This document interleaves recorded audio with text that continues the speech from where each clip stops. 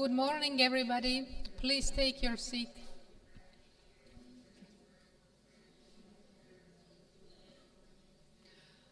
Before we begin, may I kindly ask you to either switch off your phone or put it on a silent mode, please.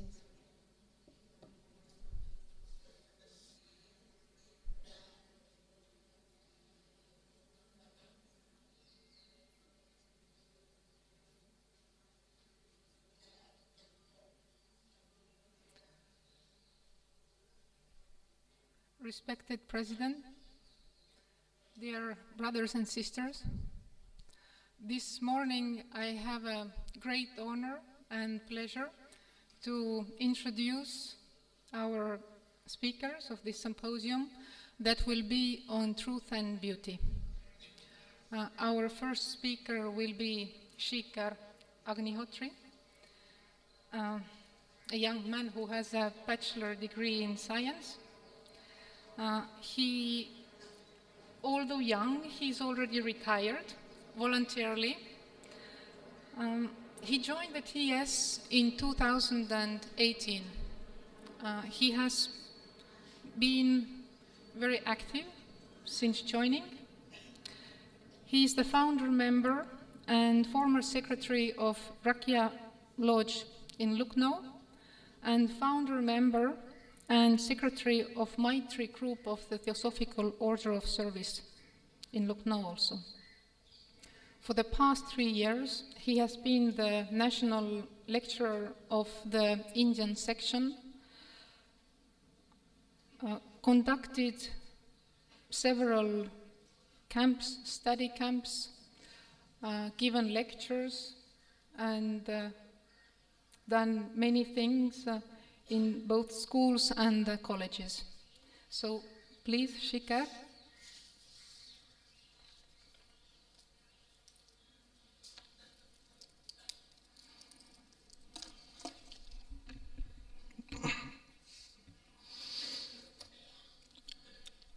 Gurur Brahma, Gurur Vishnu, Gurur Devo Maheshwara, Guru Sakshat Para Brahman, Tasmai Shri Guruve Namaha. Dear and respected chairperson of the session, respected co-speakers, International President Brother Tim, and dear brethren, loving greetings to everyone, those who are present here in person and those who are watching this convention live in different parts of the world. I feel that the theme of this year's convention is somewhat enigmatic. What I'm not aware of is that whether this enigma is intentional on part of TS administration or is it yet another case of a subtle sign by nature. Truth and beauty, the two aspects of one reality. The two aspects, since they are prominent in nature, we often become conditioned to the illusion of duality, that everything in this world is full of dualities, like day and night, ebb and tide. But just one careful look around at the events, and it becomes crystal clear that there is no duality. Instead, always a trinity. Because whenever manifestation takes place from the unmanifested, it has to be in the three aspects. And that is why with every day and night, there is always a dawn or dusk. With every ebb and tide, there is always slack water. And therefore, in the same way, wherever there is truth and beauty, there is always goodness. So maybe the theme of this year's convention reminds and expects all of us to aspire and search for that hidden goodness within that is very conspicuous by its absence in the theme of this year's convention.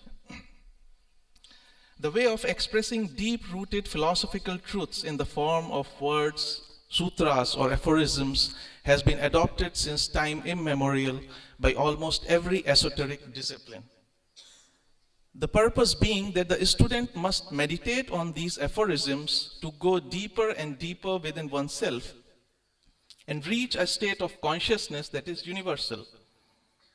The aphorism of Satyam Shivam Sundaram, truth, goodness, and beauty, is one of the most wonderful such expressions in the esoteric philosophy. But as is always happens with every such word or expression, that everyone understands it in his or her own way, which means although the words are the same, but their meaning changes from person to person, just as in the case of the words like God or love. But here, we shall try to explore the meaning of these words as an aspect of divine. So what is this truth and beauty? One thing is for sure, that it belongs to a field beyond. A field that is beyond our present scheme of things, which is governed by the mind. Truth is something that is expressed differently in different spiritual literatures. But one thing we must be aware of is that opinions are not the truth. Opinions may be true to somebody, but they may not be the whole truth. For example, if I write a digit 6 on a piece of paper and I show it to a person standing in front of me and ask him what is written, he will read it as digit 9. And he thinks he has the truth, I think I have the truth, but none of us have the truth. What we have is an opinion, a partial truth. In this case, however, the truth is very easily understood, but it does not happen so easily. In other day-to-day events, when people find it utterly impossible that the completely contradictory opinions can, in fact, be reconciled perfectly by a higher understanding, pragya, or wisdom. A capacity within each and every one of us which sees and realizes the unity of life, a field beyond. But since a lot has been said and discussed about the truth, so let us try to explore this subject through the aspect of beauty. And we must arrive at the same result because all three of them belong to the same origin. And if we go to the root of the one, inevitably we will be having the other two as well there. So what is beauty? Very often we find ourselves saying that such and such object is beautiful. That object may be a person, a thing, a natural scenery, a painting, a car, a mobile phone. It can be anything and everything. And we are so convinced about this fact that the beauty is in the object, that the struggle, that the beautiful object in front becomes extremely significant. And the struggle to possess it, to secure it, creates everything except beauty. But we rarely put across the inquiry whether the beauty is in the object. Because if it were so, the same object would be beautiful to everyone, isn't it? But we all know that such is not the case. For someone, a rose is beautiful. For someone else, the thorn is beautiful. Someone may find a tree full of lush green leaves beautiful, and yet there will be someone who finds a tree stripped naked of all the leaves, standing tall with an early morning sun and a clear blue sky in the background to be the most beautiful thing in this whole world. But if we observe carefully, this description does not tell us about the beauty of the object. What it tells is about the liking, disliking, or the aesthetic sense of the observer. And so, it is subjective and hence fragmented. Thus, the beauty is not in the perception of an object. Then where does the beauty exist? Most of us would agree with the statement that beauty is in the eyes of the beholder. But again, this is a subjective statement, because then the sense of beauty will change from beholder to beholder, and we are back to square one. But what we are talking about here, the beauty, is an aspect of divine, and divinity is universal, so beauty must have a meaning that has a universal connotation to it.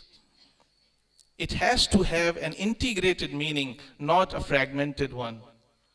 And that is why I would like to put forth a thought for everyone for further individual exploration, that beauty is not in the perception of an object, beauty is in the absence of the subject.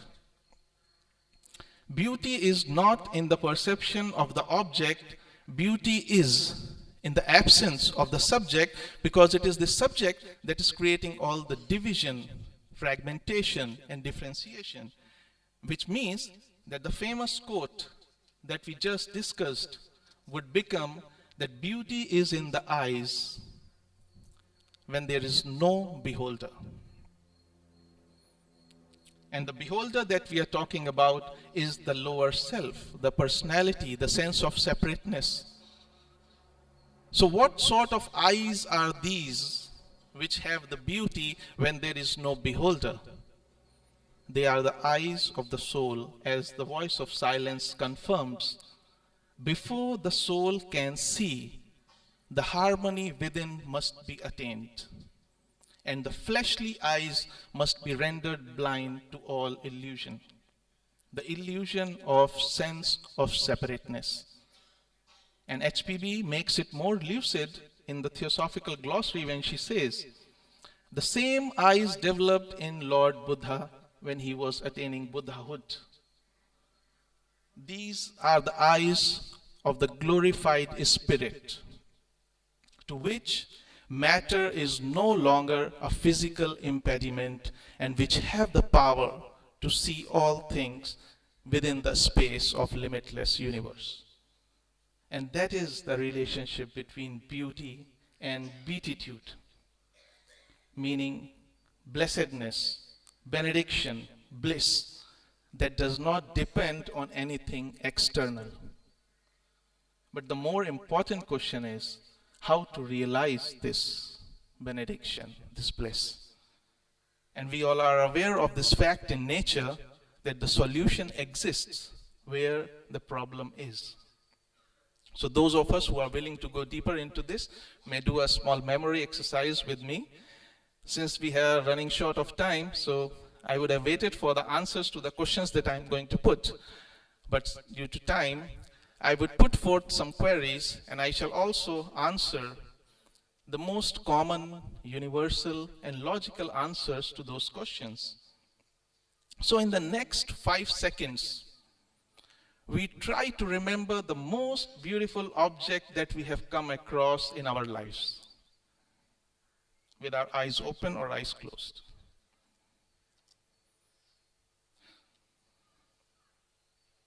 And now we stay there with that object, with that moment, and try to see what our reactions were to that object. Someone might have said, wow, it's beautiful, amazing, awesome. Someone from my generation would have said, wow, it's cool. And someone else might have just said, oh my God, etc. But the basic thing is, the verbalization occurs. Let us take one step before this verbalization occurred. What could have happened? Obviously, the thought of these words must have arisen in the mind. Although this happens with everyone, but it happens so fast that sometimes we feel that it does not exist at all, but it does. Because without thoughts, speech is not possible. Let us go even one more step behind.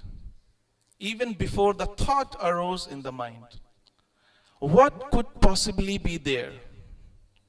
Even before the thought arose. Please be very vigilant, because this is very, very significant. And this is the door to the field beyond, to that truth, beauty, or goodness,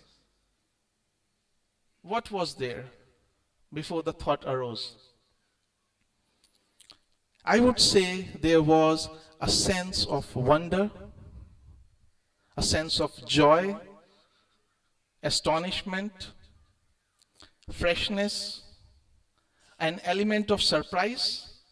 Whatever it is a matter of realization and awareness at that moment. But one thing is for sure, that there was no thinker as yet. It does not matter if this state lasted for 10 seconds, 1 second, microsecond, nanosecond. What matters is that it does exist in the very daily life that we are living. And this is the door to that field beyond. As HPB said, live in the eternal, neither in the present nor in the future. This is that moment of eternal now. At least a doorway to it, and not just about living in the present moment, but rather in the eternal now. How long this state lasts depends a lot on our habit, whether we have developed a habit of reacting immediately to anything and everything instead of being aware with silence. Because in this reaction, we miss this eternal now. We miss that moment of truth and beauty, seeing the thing as it is. And this is not something alien to us. We all have been through this as children. Look at the children. How full of wonder they are all the time. Whether they see a spider, a frog, or a butterfly, or a pebble stone. But as we grow up, we lose this capacity to feel this freshness, this joy, this wonder in the small things of daily life. And then we look for this benediction, this bliss in the churches, in the mosques, in the temples, and in monasteries. But in spite of all this hustle bustle of our modern daily life, every now and then, thanks God, for a fraction of a second, something catches our attention that our limited, busy mind did not expect. It can be anything. That is not important. What is important is that it opens up a window, even for a fraction of a second, for the bliss of beauty to enter when there is no personality. But in this whole process, the element of surprise plays a very important role, because it is something that is not expected, not anticipated, beyond imagination. But we know that the mind does not like surprises, because the mind wants security. And the beauty is to see that there is no security whatsoever in life. And that is why love is beautiful. Because in love, there is no security. Although the mind always wants and tries to secure love by so many means. Love is the most vulnerable state of being, and yet it is the most fearlessly blissful and the most powerful binding and transforming force in this whole universe. That is why love welcomes everyone and everything with open arms. It does not differentiate between a criminal and a saint, because when love has its way, it even transforms a criminal into a saint. And that is the alchemy of love, and that is the beauty. But one of the most misunderstood words, just like beauty, is love. The most unfortunate thing, perhaps, was the classification of love into various types, like conditional, unconditional, material love, spiritual love, human love, divine love. It is like classifying terrorism. Good terrorism, bad terrorism. What it did was to give the mind some leeway, some allowance in the name of human love And now human love has everything in it that is not love. It has attachment, it has expectations, seeking security, seeking pleasure, seeking position. It even has envy and hatred when the expectations are not met. Apart from the occasional unselfish good wishes and sacrifice for the other, of course. But just as love, love has nothing to do with the other. As many wise individuals in the past have expressed it very clearly, that as long as there is I and there is you, there is no love. So shall we stop saying I love you? Of course not. Because that will make our lives and this world a very, very dry place, and our planet is already drying up. What one can do is to be aware while expressing those three words that whether or not there is an asterisk mark at the right upper hand of those three words implying conditions apply. In the end, I would like to share that when that unexpected moment of potential beauty and eternity presents itself to us next time, we attend to it totally, completely, without any distraction, without any verbalization, without taking pictures which include selfies, without any distraction. And the truth, goodness, and beauty will be there in that moment of eternal now. And when we try to live like that, as President yesterday said, as easy as it may sound, as difficult it is, because the old habits die hard. So when we begin to live like that, try to live like that, gradually, all moments become full of this freshness, this wonder, this joy, truth, beauty, and goodness. Irrespective, this is the very important point, irrespective of the external circumstances.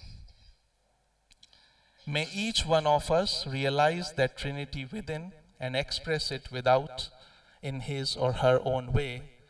And with these wishes to everyone, to including myself, for the year 2019, I would like to end this talk. And thank you for a patient hearing. Namaste. And I apologize if I've taken more time.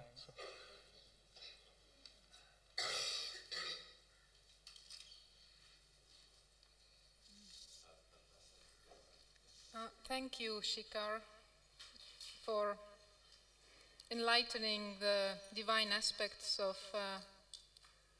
truth, beauty, and goodness, and also for reminding us that the only way to perceive them is in this eternal now, in this moment here, and also for reminding us that as long as there is this separation between ourselves and others, true love is not there. Now, I have the pleasure to invite here Dr. Barbara Hebert, who is currently the president of the Theosophical Society in America.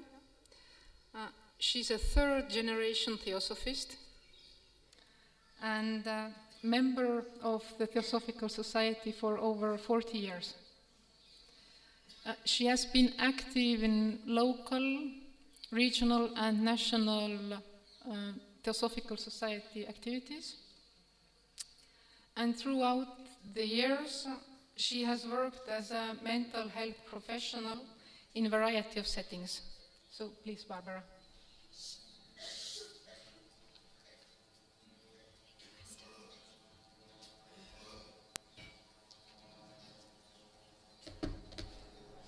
Thank you.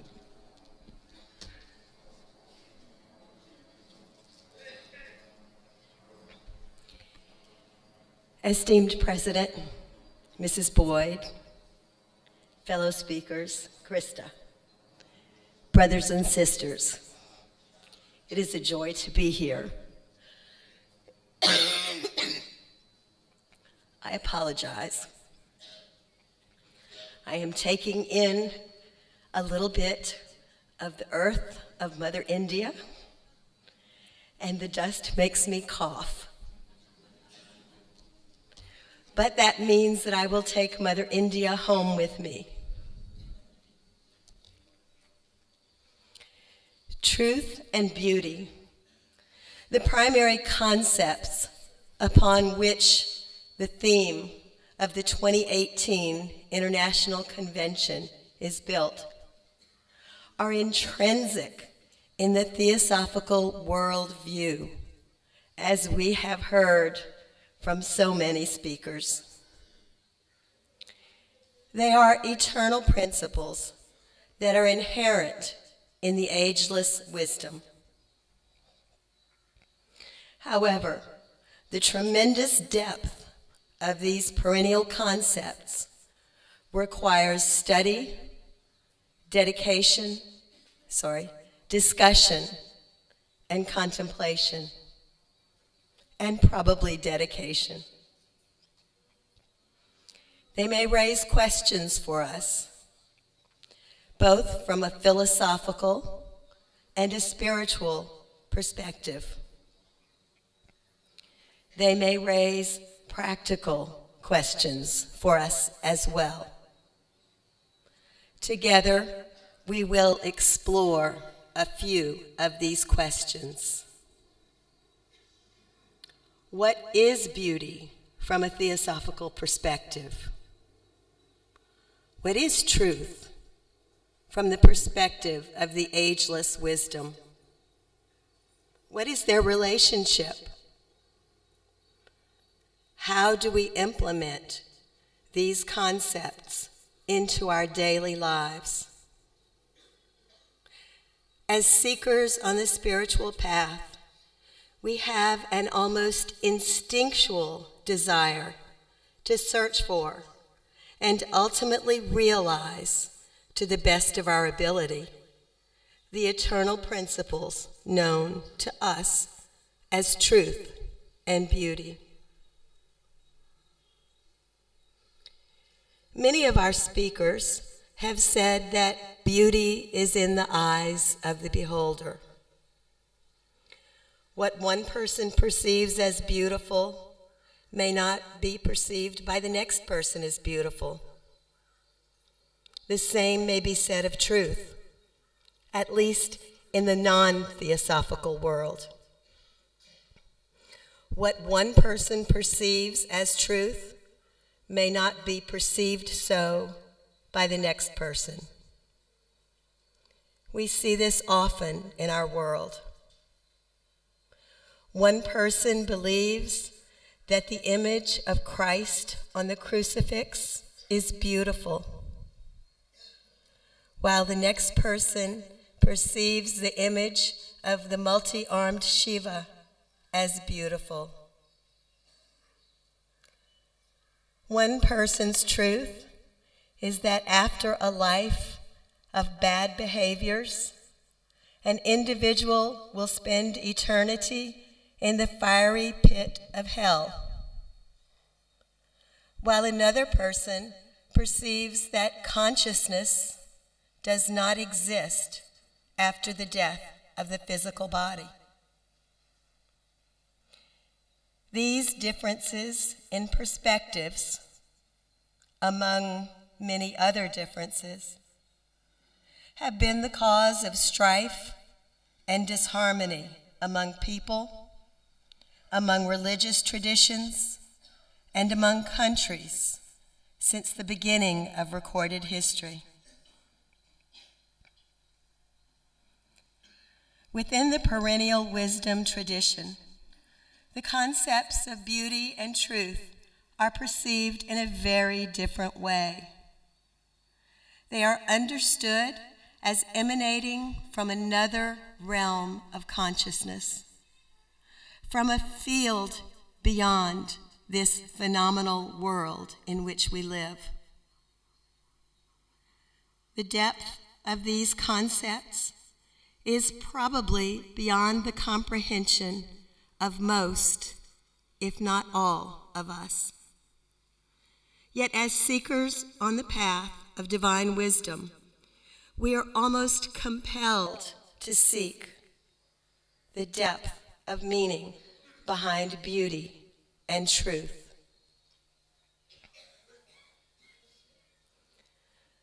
The motto of the Theosophical Society is, "There is no religion higher than truth."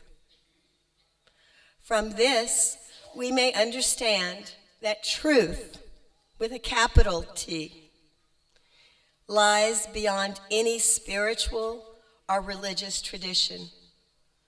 Truth stands alone as the ageless wisdom. It has always been and will always be. It is the ultimate reality, as opposed to Maya, this illusory world in which we live.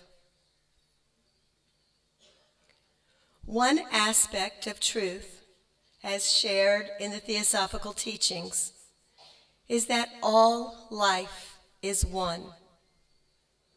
This is the basis for the first object of the Theosophical Society. We and everything around us are an expression of the one life, or whatever we may call it.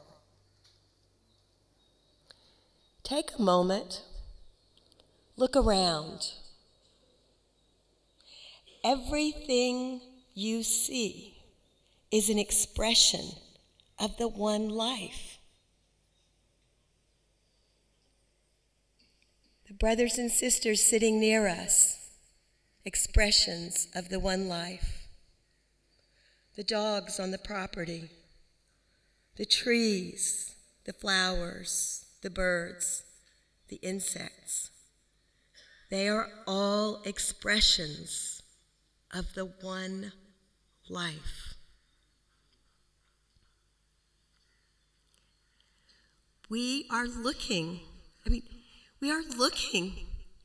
at the ultimate reality when we use our eyes, and how glorious that is, and how truly beautiful. Expressions of the one life. This is beauty, and we are surrounded by it every minute of every single day, if we would only recognize it. If the ultimate reality, the one life, whatever we call it, is truth, then it must also be the highest form of beauty. Beauty is truth. Truth is beauty. The equivalency of truth and beauty is not a new idea. Tagore said, "Beauty is truth's smile when she beholds her face in a perfect mirror." John Keats spoke very similarly, saying, "Beauty is truth, truth, beauty. That is all ye know on earth and all ye need to know." Even St. Augustine had a few words to say about the relationship of beauty and truth, saying, "Beauty is the splendor of truth." This is why we are compelled to seek beauty and truth. When we find one, we find the other. I'm not sure if we can totally experience beauty and truth while living in this physical existence. But I do believe that we can find glimpses of it, moments of inner knowing that something is so right, so joyous, so otherworldly, so indescribable, that we know in our heart of hearts that it is truth. It changes our perspective on the world. Everything that we see and experience has that intangible feeling of beauty because we have glimpsed truth. These ideas, while beautiful in a more personality-based way, are just that, ideas. We must move beyond thought and implement these ideas into our daily lives. Self-transformation, self-regeneration, expansion of consciousness, whatever we call it, we must change ourselves so that we can change the world. It is through this process of self-transformation, self-regeneration, that we begin to incorporate truth and beauty into our lives. From a very practical perspective, it is reasonable to ask, how? How do we do it? I haven't done it, so I'm not 100% sure, but I think we do it minute by minute. It is a process that requires time and effort. The more we can stay in a state of calmness and balance, listening to that still inner voice, the more likely we are to find glimpses of truth in our everyday lives. When we focus on the idea that everything we see and experience is an expression of the one life, then we begin to see beauty in all that surrounds us. We strive to glimpse truth, we see beauty. Once again, it seems so simple to say, but at least for me, it is very difficult. It requires constant attention to one's thoughts, one's feelings, one's behaviors, one's actions and reactions. Former International President Rhoda Bernier writes in her book on human regeneration, "Since regeneration is the purpose of the society, the nature of the work must encourage awareness of what we are doing and thinking, of our prejudices, our hidden dislikes and desires. The mind must become more sensitive, perceptive, and intelligent, and sense the inner nature of life, its meaning and beauty. Regeneration involves this qualitative change of consciousness."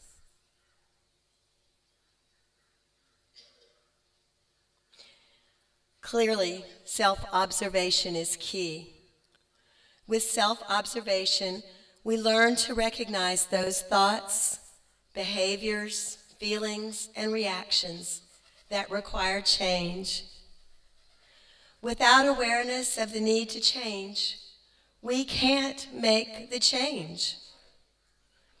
But once we are aware of the need to change, then we begin to make the changes.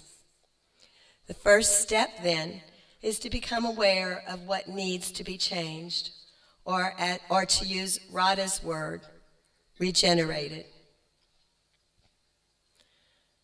Regenerating or changing is a process. It takes time and practice. It reminds me of a baby learning to walk. He or she begins to pull up, to get on their feet, and to see a whole new world, experience a sense of autonomy and freedom that he or she has never experienced before. And then the steps come. Toddles, one step, maybe two, and then a fall. But the baby gets up again and continues to practice, continues to fall, continues to get up. This is how we change as well. We start the process through self-observation and find a whole new world and experience the freedom that change can bring. And we begin to make the changes and fall, or at least we fall back into our old ways. But we get up and we do it again and again and again, as long as we need to, until finally some aspect of self-transformation has occurred. Making changes in our thoughts, our feelings, our behaviors, our actions and reactions helps us as we traverse the spiritual path. We hopefully find that we are calmer and more balanced. We can more easily hear that still small voice within. We move a step closer to that field beyond, and we have made an impact, however small, on the consciousness of humanity. As the Sufi poet Rumi says, always remember you are braver than you believe, stronger than you seem, smarter than you think, and twice as beautiful as you'd ever imagined. Yesterday I was clever, so I wanted to change the world. Today I am wise, so I am changing myself. Let us be wise and change ourselves. In this way, we are more likely to catch glimpses of truth and to recognize the eternal beauty with which we are surrounded. We are more likely to realize that we are both a part of and surrounded by the glorious expressions of the one life, truth and beauty, and to step more closely to a field beyond. Thank you.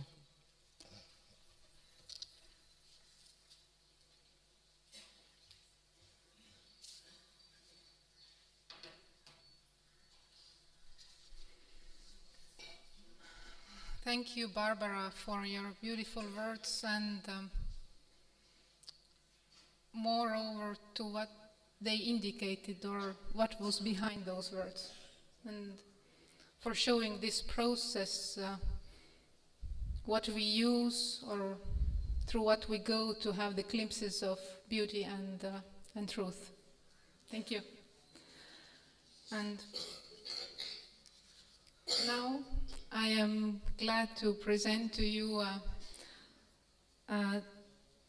Dr. Isaac Jauli, who has a PhD degree in psychology. He was a general secretary of the Mexican section, and now currently he is collaborating with the Spanish section of the Theosophical Society. So please, Isaac.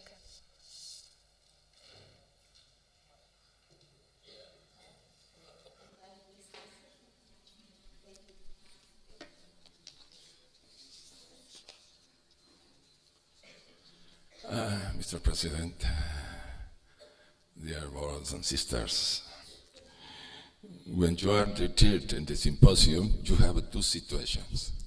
First, my co-speakers spoken about my ideas that I got to repeat. This is the first. Sorry if I say more or less the same. And the second, I need to run.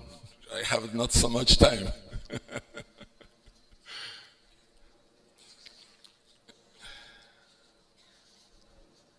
The theme of the convention, Truth and Beauty and Heal Beyond. This theme inspires the truth and beauty that we need to permit that we express in our life. H.P.V. Blavatsky states in the Decay of Theosophy, if inter-comparison may be permitted, Theosophy is the ceaseless ocean of universal truth, love and wisdom, reflecting in this radiance on the earth. This word, radiance, later I go to use in another sentence. While the Theosophical Society is only a visible bubble of that reflection. This invisible bubble of wisdom is at the level of the human beings when they decide to apply into daily life. As Master K.H. asserts in the letter 68, I quote, does it seem to you a small thing that the past year has been spent only in your family duties? Nay, but what better cause of reward, what better discipline than the daily every art performance of duty? Believe me, my pupil, the man or woman who is placed by karma in the midst of the small plain duties and sacrifice and loving kindness will through this faithful and fulfilled rise to the latest measure of duty, sacrifice and charity of all humanity.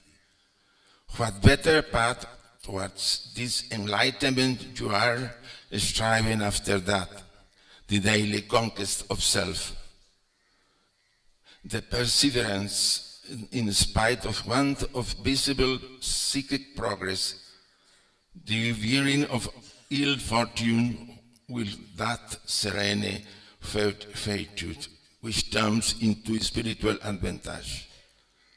Since good and evil are not to be measured by events on the lower or physical plane.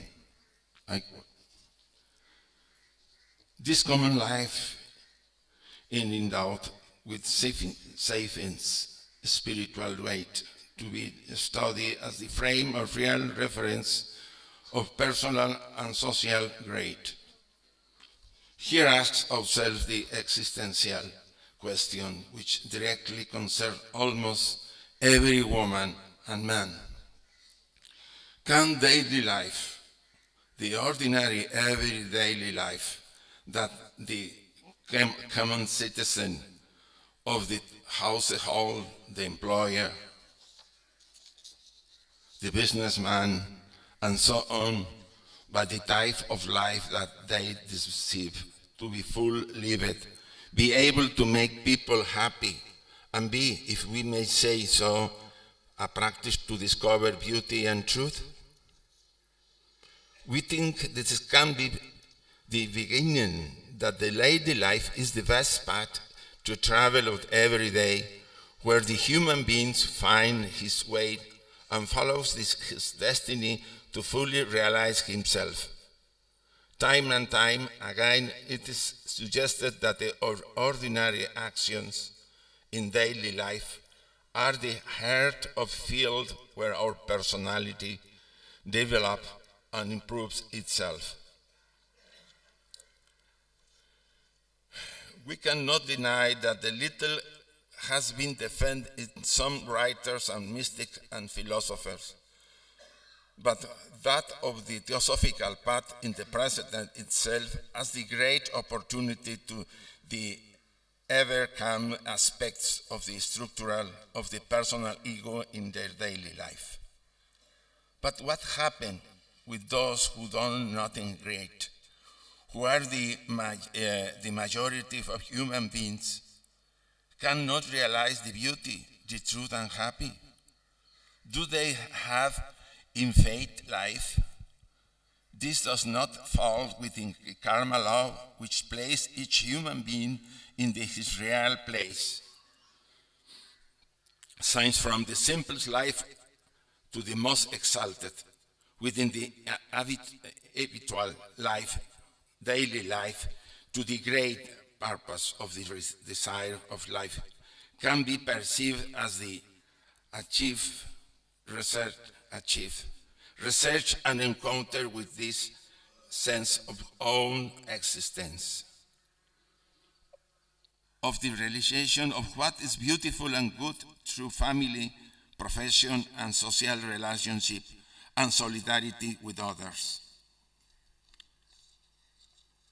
Already in ancient Greece, Plato proposed three concepts that will be assumed, be assumed in the future centuries as the greatest values of humanity: truth, beauty, and kindness.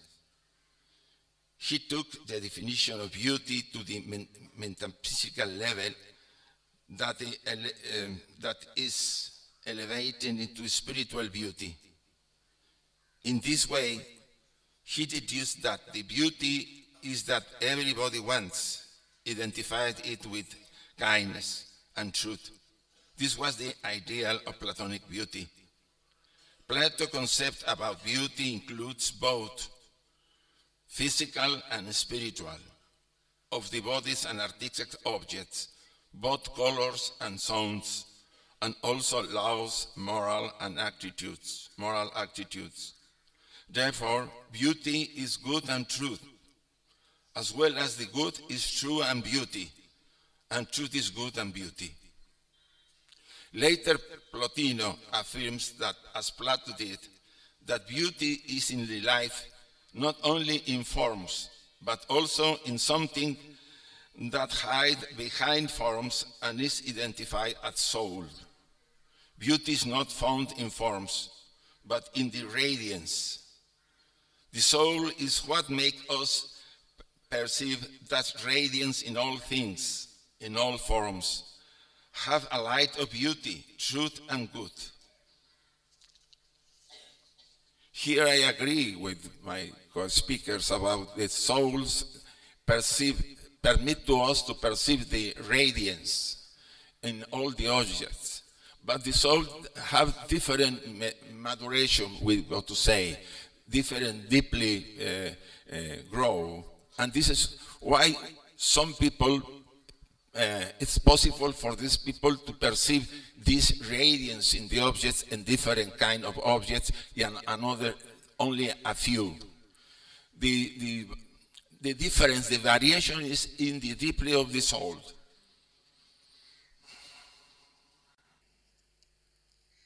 The only true daily life with an orientation towards the beauty, truth, and good can be find the path of the improving of self and derive a new theosophical philosophy of daily life. As the high of our times, which turns the sight of the world of life, we need to get to the point when our divine self, or I, is the guide of every daily act and thought in ordinary life, as HPV affirms. I have just told you that the ideal efflorescence of all the abstracts, therefore undying and eternal qualities or attributes, such as love and mercy, the love of the good, the true and the beautiful, as ever spoke in the heart of the living personality, clung after death to the ego, and therefore followed it to the vagina. Thank you.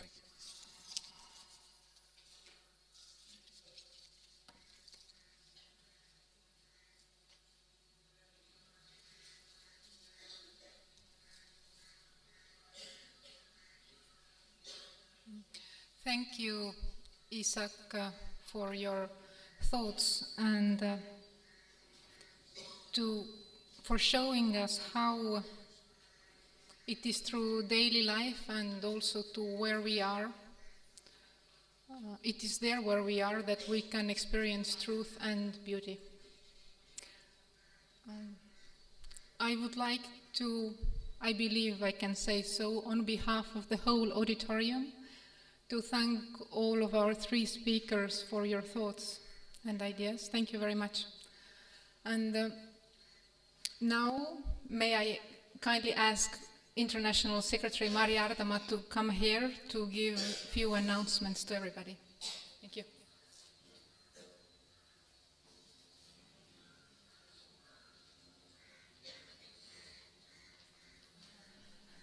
First is a lost phone, mobile phone is found at the beach outside the gate.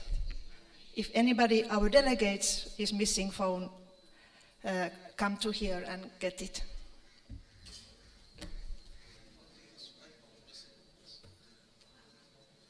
Lalit Cheka. You can get your badge from me.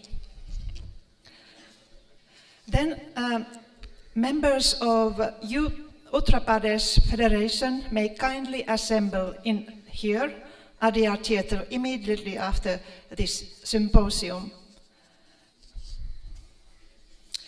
And about today's program. There will be at 1 p.m. Theosophical Order of Service meeting. It is mentioned as general body meeting, but this means invitation to all TOS members, and it will take in Library Hall. So 1 p.m. all TOS members are welcome. What? Oh, sorry, Headquarters Hall. Clear? Headquarters Hall. Thanks.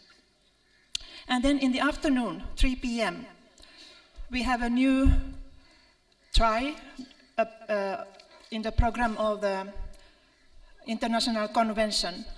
First time we try, or we do, run parallel sessions, which means that same time in 4 different places there will be workshops or programs.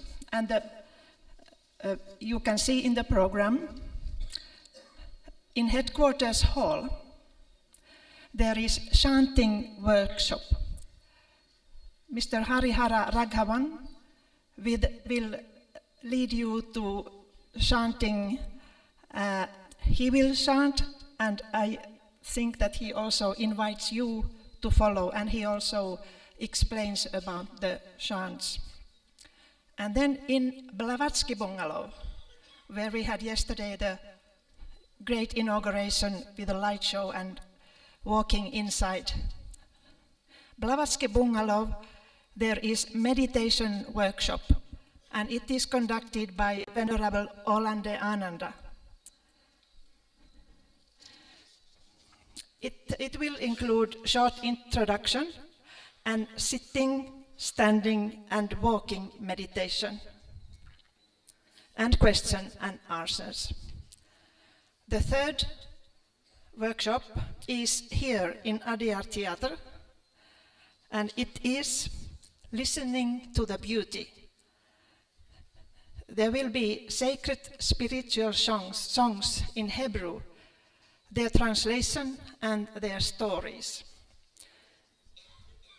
This workshop is led by our members from Israel, Mrs. Daphna and Mr. Shmuel Koren. There will be 40 minutes listening to the beauty and 20 minutes then heart vibration, a meditation connected to the heart with music and singing emanating from here and now. And then the fourth workshop takes place in Library Hall, and it is about theosophical education. Mrs. Sonal Murali and Mr. Vic Houchin Jr. will conduct that workshop, and there will be one part of it is introducing the Adyar Theosophical Academy, its principles and meaning and so on. And the workshop will also discuss on theosophical education area. So we don't know now how many will attend each. So if you go, you will choose freely where you wish to go, which workshop you want to attend. And if it happens that the room will be full, there is somebody to say that, sorry, you came too late. And you can try on 4th January. The same parallel sessions will go on 4th January. They are similar, same, and so you can go to another possibility. So kindly bear if you don't get in, but if you get in, participate gladly. Any questions about this? The Blavatsky Bungalow meditation workshop will be on 1st floor. So there is a little bit, pardon? Yes, one has to climb up to the 1st floor, but the walking meditation exercises will be anyway in the whole 1st floor. There is a lot of corridors. Yeah. So we try it like this year. Thank you. The session is closed.